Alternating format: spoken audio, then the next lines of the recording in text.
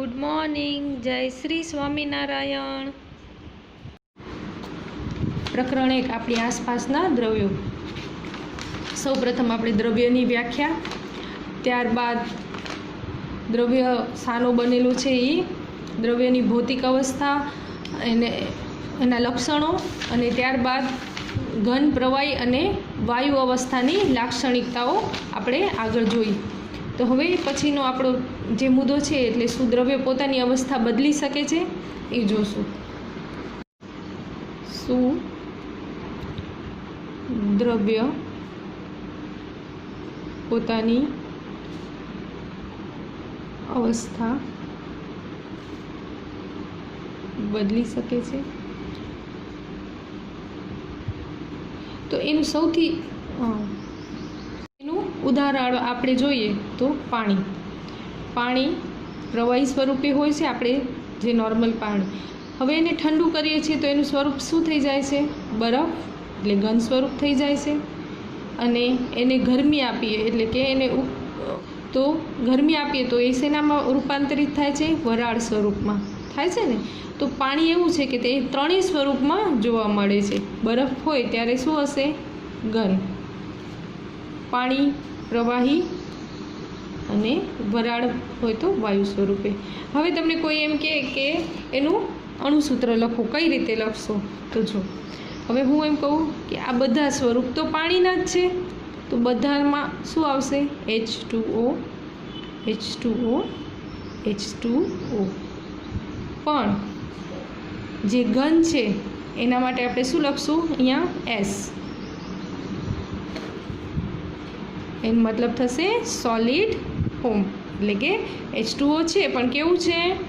Solid ફોર્મમાં છે, એટલે કે ઘન અવસ્થામાં છે। હવે પ્રવાહી તો અહીંયા શું લખશું? L, એટલે કેવું છે? લિક્વિડ અવસ્થામાં। કેવું છે? લિક્વિડમાં, એટલે કાઉન્સમાં શું કરી નાખશું? લિક્વિડ। હવે તમને એમ પૂછે કે બરફનું અણુસૂત્ર લખો તો તમે શું લખશો? H2OS, કેમ કે સોલિડ ફોર્મમાં છે, પ્રવાહી સ્વરૂપે હોય એટલે કે પાણીનું, તો H2O લિક્વિડ। હવે વાયુ સ્વરૂપે લખવું હોય તો શું લખશું? અહીંયા નીચે G, मतलब गैस। अमुक वार गैसीस पण कहेवाय छे, तो गैस। तो हवे आपणे खबर छे पाणी एवुं छे के जे त्रणेय स्वरूपमां जोवा मळे छे। पाणीने ठंडू पाडीए तो घन स्वरूप अने एने गरमी आपीए तो वराळ स्वरूपमां जोवा मळे छे। हवे आ त्रणेय असर एना पाणी उपर शाना कारणे थाय छे? तापमाननी असरथी थशे। तापमान घटाड्युं तो एनुं शुं थई गयुं? घन अवस्था। तापमान वधार्युं तो वराळ अवस्था। तो हवे पछीनो आपणो जे मुद्दो એટલે તાપમાનની અસર। શેની? તાપમાનની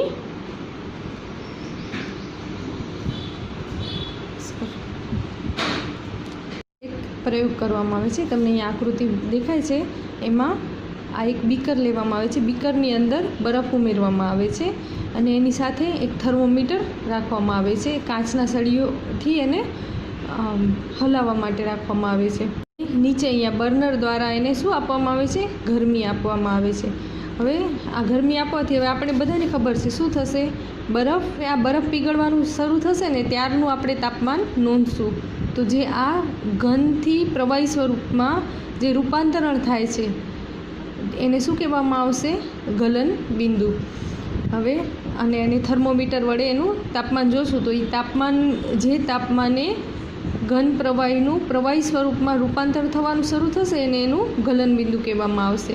હવે બરફનું ગલન બિંદુ કેટલું છે? 273.16 કેલ્વિન અથવા તો 0 અંશ સેન્ટીગ્રેડે બરફ શું થશે? પીગળવાનું ચાલુ થશે। તો હવે આગળ આપણે પ્રયોગ જોયો, એમાં શું જોયું કે ઘન અવસ્થામાંથી પ્રવાહી અવસ્થામાં રૂપાંતર થાય। તો આ ગલન છે, ગલનની વ્યાખ્યા આપણે કઈ રીતે લખશું? ગલન કે ઘન અવસ્થામાંથી પ્રવાહી અવસ્થામાં રૂપાંતર થવાની પ્રક્રિયાને શું કહીશું? ગલન। શું? ઘન અવસ્થાથી શેનામાં રૂપાંતરણ? પ્રવાહી અવસ્થામાં રૂપાંતરણ થવાની આ આખી પ્રક્રિયા છે એને શું કહીશું?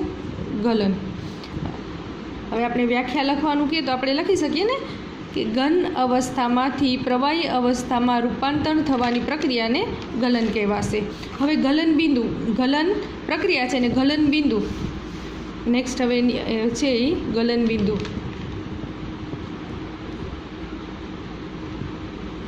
જે તાપમાને દ્રવ્ય ઘન અવસ્થામાંથી શેમાં આવે, પ્રવાહી અવસ્થામાં રૂપાંતરિત થાય છે ને, એ એક્ઝેક્ટ તાપમાન છે ને એને શું કહેવાશે, ગલનબિંદુ.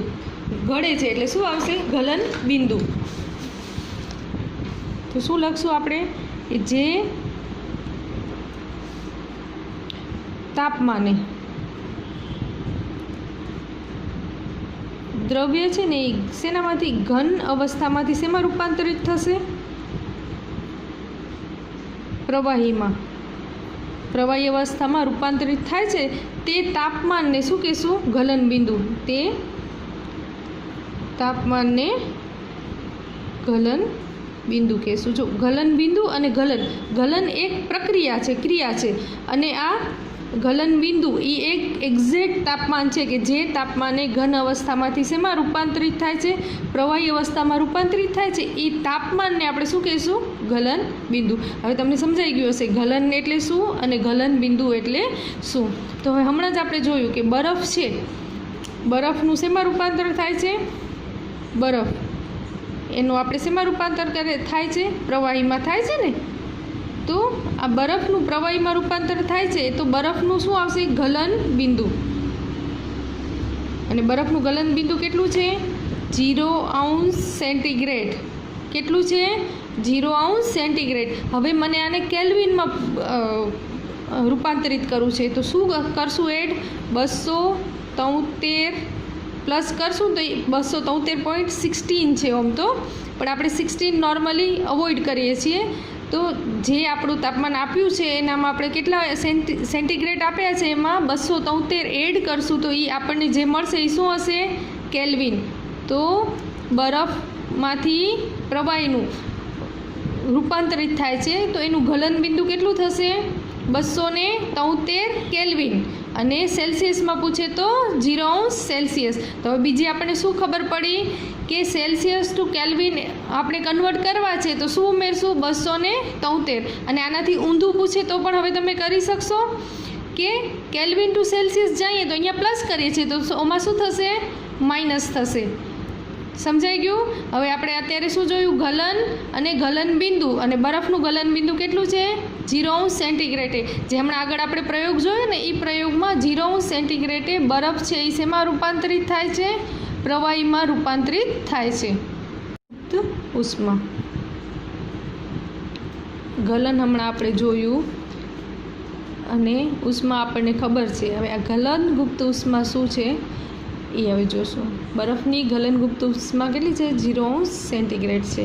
તો હમણાં આપણે જે પ્રયોગ જોયો ને કે એક બીકર લીધું, એને શું કર્યું, કોઈ બર્નરથી ગરમી આપીને એની અંદર શું રાખ્યા હતા, બરફના ટુકડા રાખ્યા હતા અને એક એની અંદર શું મૂક્યું હતું, થર્મોમીટર રાખ્યો હતો અને એનું તાપમાન આપણે નોંધતા હતા. અને એક કાચનો સળિયો.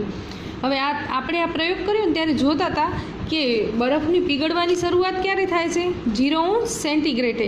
અને પછી પણ એને ગરમી આપવામાં આવે છે ને તો એનું તાપમાન કેટલું રહે છે, 0° સેન્ટીગ્રેડ. તો સતત આપણે એને ઉષ્મા આપવા છતાંય દ્રવ્યનું તાપમાનમાં શું થાય છે, કોઈ જ ફેરફાર નથી થતો. આ 0° સેન્ટીગ્રેડનું 0° સેન્ટીગ્રેડ રહે છે.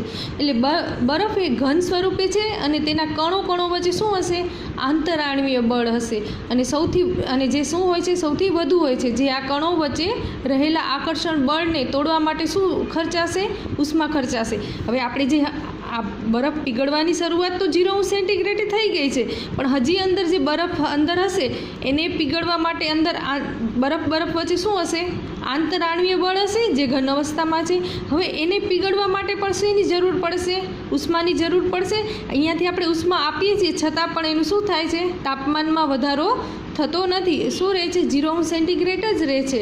અને આ જે આ આંતરાણવીય બળ વચ્ચે જે આ બે અણુ વચ્ચે છે એને તોડવા માટે આ બધી શું છે, ઉષ્મા ઉર્જા ખર્ચાય છે. ક્યાં ખર્ચાય છે ઉષ્મા ઉર્જા, આપણે જે આ અંદર આ બરફ છે કે લીધો છે એના કણો વચ્ચે શું હશે, આંતરાણવીય બળ. આંતરાણવીય બળ. હવે એ આંતરાણવીય બળ હશે કણો કણો વચ્ચે અને એના વચ્ચે આકર્ષણ રહેલું છે. તો હવે એને તોડવા માટે આપણને શું આપવી પડે છે? ઉષ્મા આપવી પડે છે. અને બસ એ જ ઉષ્મા આપવા માટે આપીએ છીએ અને એનામાં જ આજે આપણે ઉષ્મા આપી છીએ ખર્ચાય છે ને આ તાપમાન શું નથી થતું?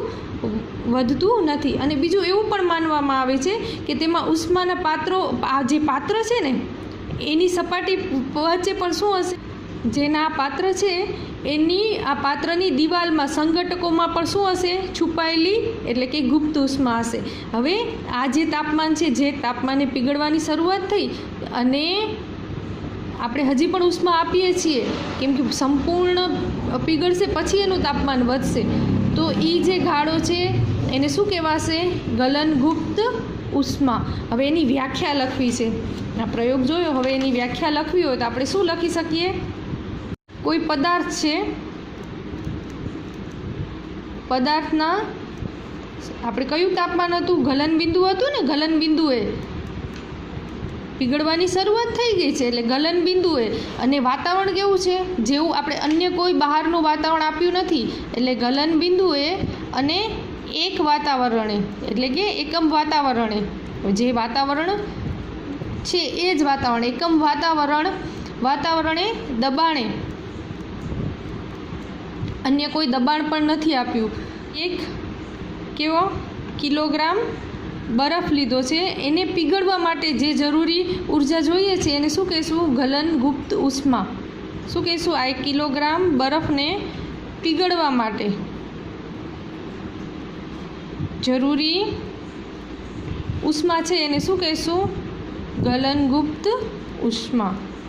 સંપૂર્ણ આ બધું બરફ 1 કિલો જે છે એ સંપૂર્ણ સેવું ઘનમાંથી પ્રવાહીમાં રૂપાંતરિત થશે તો એને શું કહીશું? ગલનગુપ્ત ઉષ્મા. અને પીગલન વખતે ગલન એટલે કે પાણીના કણોમાં રહેલી ઉર્જા એ બરફના કણો પાસેથી રહેલી ઉર્જા કરતાં કેવી હશે? વધારે જ હશે. જો આપણે આ જે બરફ અંદર રાખ્યો તો પાત્રમાં અને પછી આપણે શું કરીએ? એને ઉર્જા આપી તો આ બરફ કરતાં જે આ પાણીમાં રૂપાંતરિત થયું હશે એના પાસે ઉર્જા કેવી હશે? વધારે જ હશે ને. અહીંયા બરફ હતું પછી આપણે શું કર્યું? એને ઉર્જા આપી અને પછી પાણીમાં રૂપાંતરિત થયું તો આના કરતાં આનામાં વધારે હશે, વધારે ઉર્જા હશે. સમજાઈ ગયું? તો હવે ગલન એટલે શું? ગલન બિંદુ એટલે શું? અને ગલનગુપ્ત ઉષ્મા એટલે શું? આ ત્રણેયનો ભેદ તમને સમજ આવી ગયો હશે.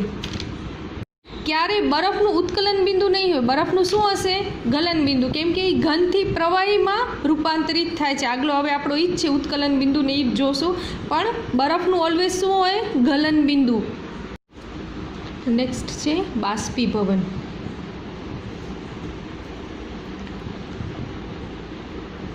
આ શબ્દ તમે બહુ સાંભળ્યો હશે કે બધું બાષ્પીભવન થઈ ગયું, બધું ઉપરથી ગયું. તો હાલો ચલો આજે આપણે હવે બાષ્પીભવન વિજ્ઞાનમાં કઈ રીતે આપણે એને વ્યાખ્યાયિત કરશું. તો દ્રવ્યોના પ્રવાહી અવસ્થામાંથી વાયુ અવસ્થામાં રૂપાંતરણ થવાની પ્રક્રિયા છે ને એને આપણે શું કહીશું? બાષ્પીભવન. શેનું? પ્રવાહીમાંથી શેનામાં? વાયુ અવસ્થામાં. પ્રવાહીમાંથી વાયુ અવસ્થામાં રૂપાંતરિત થાય છે ને આને શું કહેવાશે? બાષ્પીભવન. હવે બાષ્પીભવનની આપણે વ્યાખ્યા લખવી છે તો કઈ રીતે લખશું? દ્રવ્યનું પ્રવાહી અવસ્થામાંથી વાયુ અવસ્થામાં રૂપાંતરિત થવાની પ્રક્રિયાને બાષ્પીભવન કહે છે. ઇઝી. તો હવે બાષ્પીભવન. હવે એના પછીનું છે ઉત્કલન બિંદુ.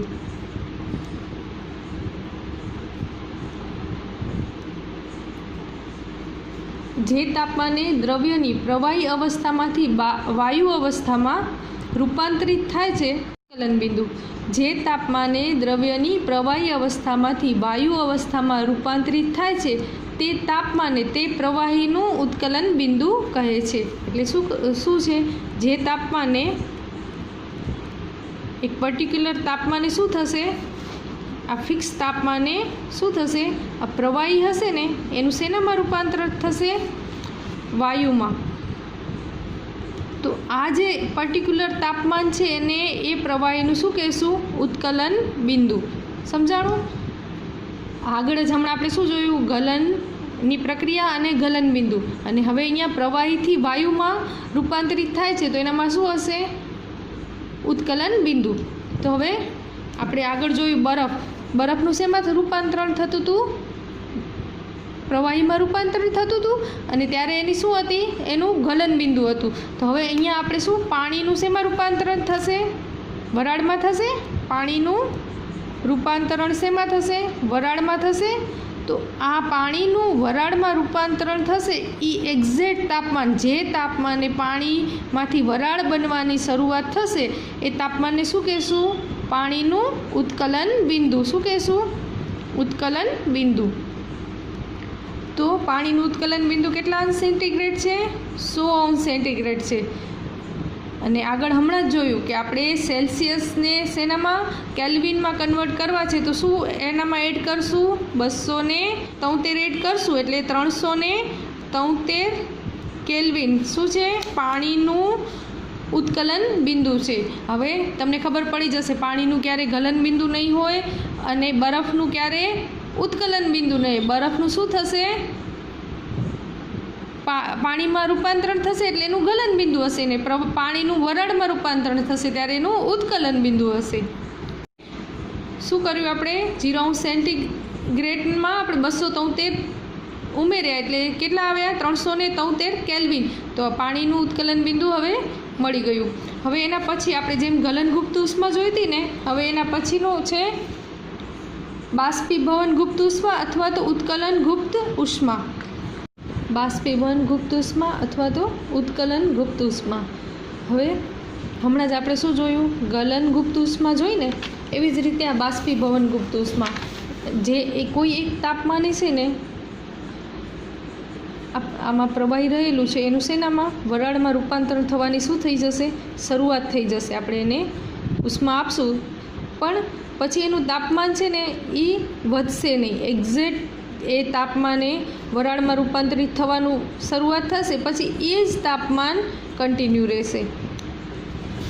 તો હવે આપણે બાષ્પીભવન ગુપ્ત ઉષ્મા અથવા ઉત્કલન ગુપ્ત ઉષ્માની વ્યાખ્યા લખવી હોય તો જેવી રીતે હમણાં આપણે ગલનગુપ્તની જોઈ એ જ રીતે આપણે લખી શકીએ કે પ્રવાહીના ઉત્કલન બિંદુએ એક વાતાવરણ દબાણે 1 kg પ્રવાહીને વાયુ અવસ્થામાં રૂપાંતરિત કરવા માટે જરૂરી ઉષ્મા ઉર્જાને ઉત્કલન ગુપ્ત ઉષ્મા કહે છે અથવા તો બાષ્પીભવન ગુપ્ત ઉષ્મા કહે છે. હવે શું થાય છે?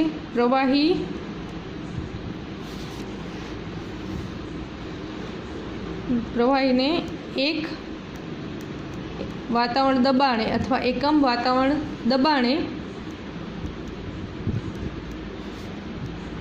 1 લીટર પ્રવાહી છે એટલે 1 લીટર પ્રવાહીનું શેનામાં? વરાળમાં રૂપાંતરિત થશે ને માટે જરૂરી ઉષ્મા, એના રૂપાંતરિત થવા માટેની આ જરૂરી ઉષ્મા આપણે આપીએ છીએ એને શું કહેશું? એનું ઉત્કલન બિંદુ. અને આપણને ખબર છે કે આ તાપમાન શા માટે નથી વધતું? કેમ કે પ્રવાહીના અણુઓ વચ્ચે જે આંતરઆણવીય બળ હશે એનામાં આપણે આ જે ઉષ્મા આપશું એનો ઉપયોગ થશે. અને પાણીની ઉત્કલન ગુપ્ત ઉષ્મા કેટલી છે? 100 સેન્ટીગ્રેડ. અને ઉષ્મા છે એટલે ઉત્કલન ગુપ્ત ઉષ્માનો એકમ શું થશે? જૂલ. શું થશે? જૂલ. કેમ કે ઉષ્માનો એકમ શું છે? જૂલ છે ને અહીંયા આપણે શું આપીએ છીએ? ઉષ્મા આપીએ છીએ ને તો એનો એકમ બી જૂલ થશે. અને ગલનગુપ્ત ઉષ્માનું પૂછે તો એનો એકમ શું આવશે? દ્રવ્યની અવસ્થા પર તાપમાનની અસર. આખું જોશું આપણે, અલગ અલગ જોયું તો. હવે દ્રવ્યની અવસ્થા પર તાપમાનની અસર. તો હવે સૌપ્રથમ તો આપણે શું હોય? ઘન હોય. ઘનને આપણે શું કરશું? ગરમી આપશું તો શેમાં રૂપાંતરિત થશે? ઘનને ગરમી ઘનમાંથી પ્રવાહીને પાછી ગરમી આપશું તો શેમાં રૂપાંતરિત થશે? વાયુમાં. શેમાં રૂપાંતરિત થશે? ઘનમાંથી પ્રવાહીમાંથી વાયુમાં. આપણે શું આપી? ગરમી આપી. તો ઘનમાંથી પ્રવાહીમાંથી વાયુમાં રૂપાંતરિત થયું. એવી જ રીતે હવે આ ઠંડુ પડશે. વાયુ છે એ ઠંડુ પડશે તો શેમાં રૂપાંતરિત થશે?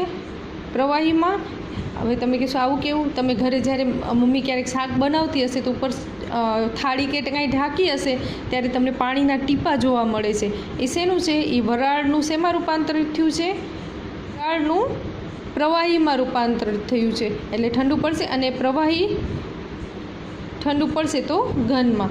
હવે અમુક એવા પદાર્થો છે કે એ છે ડાયરેક્ટ ઘનમાંથી વાયુ, એને ગરમી આપીએ તો ઘનમાંથી સીધું શેનામાં રૂપાંતર થાય છે? વાયુમાં.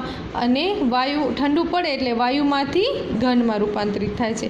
હવે આ ઘન છે, અમુક એવા અપવાદ છે, અમુક હોય ને અપવાદ, એવી રીતે આમાં પણ અમુક અપવાદ છે. ઘન પદાર્થ જે ને ગરમી આપીએ તો સીધા શેમાં રૂપાંતરિત થાય છે? વાયુમાં. અને અમુક એવા છે કે એ વાયુ છે એને ઠંડુ પાડીએ તો એ શેમાં રૂપાંતરિત થશે? ઘનમાં. તો આ પ્રક્રિયા આખી છે ઘનમાંથી સીધું વાયુમાં રૂપાંતરિત થાય ગરમી આપતા, અને વાયુને ઠંડુ પાડતા ઘનમાં રૂપાંતરિત થાય. એને શું કહેશું આપણે? ઉદ્વપાતન. તો હવે ઉદ્વપાતનની આપણે વ્યાખ્યા લખવી હોય તો શું લખીએ? કે જે દ્રવ્યને ગરમ કરતાં ઘન સ્વરૂપમાંથી સીધું જ વાયુ સ્વરૂપમાં રૂપાંતરિત થાય અથવા તો વાયુને ઠંડુ પાડતા ઘન સ્વરૂપમાં રૂપાંતરિત થાય તો તે પદાર્થને કેવા પદાર્થ કહેશું? ઉદ્વપાતી પદાર્થને. તે પ્રક્રિયાને શું કહીશું? ઉદ્વપાતન. તો ઉદ્વપાતનની વ્યાખ્યા લખવી હોય તો જે દ્રવ્ય છે એનું શેમાં રૂપાંતરણ થાય? ઘનમાંથી ગરમી આપતા શેમાં રૂપાંતરણ થાય? વાયુમાં. અને ઠંડુ પાડતા શેમાં? ઠંડુ પડે છે તો વાયુમાંથી, આ ઠંડુ પડે છે તો વાયુમાંથી શેમાં? ઘનમાં. અહીંયા આપણે શું આપી? ગરમી આપી. અહીંયા ઠંડુ પડે ત્યારે એ શેમાં રૂપાંતર થાય? વાયુમાંથી ઘનમાં.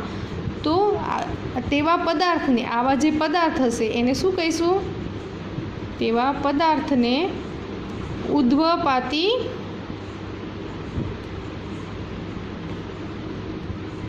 આ જે પદાર્થ છે એને શું કહીશું? ઉદ્વપાતી પદાર્થ. અને જે આખી આ પ્રક્રિયા છે એને શું કહીશું? ઉદ્વપાતન. શું કહીશું? ઉદ્વપાતન. તો હવે આખી હવે ઉદ્વપાતન તો કહે છે તો એના ઉદાહરણ કયા છે ઉદ્વપાતી પદાર્થો? હવે સૌથી પ્રથમ તમે કપૂર જોયું હશે. કપૂર તો આપણે જોયું જોઈએ. તો એનું શું થશે? ઘનમાંથી સીધું વાયુમાં રૂપાંતરણ થાય છે. પછી ડામરની ગોળી, એટલે આપણે જે ફિનાઇલની ગોળી ઘરે રાખીએ છીએ એ કેવું છે? ઉદ્વપાતી. અને બીજું NH4Cl, એને શું કહેવાશે? Ammonium chloride. એમોનિયમ ક્લોરાઇડ જે લેબોરેટરીમાં હોય છે. આ બધા શું છે? ઉદ્વપાતી પદાર્થ. એટલે શું થશે? ઘનમાંથી સીધા વાયુમાં રૂપાંતરિત થશે ને વાયુમાંથી સીધા ઘનમાં રૂપાંતરિત. પ્રયોગ જોઈએ. આગળ તમે કદાચ આગલા ધોરણમાં કદાચ જોયેલો જ હશે. એક આવું સ્ટેન્ડ પર શું લેવામાં આવશે? એક પાત્ર લેવામાં આવશે ને એની ઉપર શું? ઘરણી ઢાંકવામાં આવશે ને આ ઘરણીની ઉપર રૂનું કૂમળું મૂકવામાં આવશે અને નીચે શું હશે? ગરમી આપશે બર્નરથી. ને આની અંદર આપણે NH4Cl ઘન સ્વરૂપે. તો હવે શું થશે? આને આપણે ગરમી આપશું તો અહીંયા કને ઘન ટુકડા છે અને પછી ગરમી આપ્યા પછી જ્યારે એ ઠંડુ પડશે ને જોશો ને ત્યારે અહીંયા કને તમને પાવડર સ્વરૂપે જોવા મળશે. હવે તમને એમ થશે આ પાવડર સ્વરૂપે આ ઘન જ સ્વરૂપ છે, પણ આપણે જ્યારે એનું નિરીક્ષણ કરીએ છીએ ત્યારે એ શું હશે? ઠંડુ પડેલું હશે. એટલે આ ઘનમાંથી શું થઈ ગયું હશે? પ્રવાહથી વાયુમાં રૂપાંતરિત થયું હશે. અને પછી જ્યારે એ ઠંડુ પડશે ત્યારે શું હશે? અહીંયા પાવડર ફોર્મમાં આપણને જોવા મળશે. તો આને શું કહેવાશે? ઉદ્વપાતનની પ્રક્રિયા. નેક્સ્ટ વિડીયોમાં પાછા મળશું. ત્યાં સુધી જય શ્રી સ્વામિનારાયણ.